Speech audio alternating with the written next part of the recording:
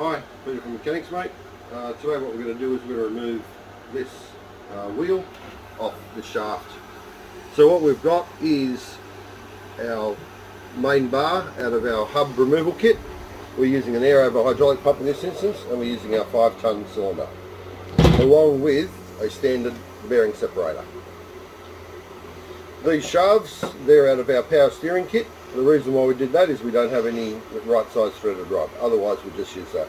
And we're just going to put a piece of steel in there to go. Alright, let's see how quick and easy this is going to be. This won't be too hard to get off.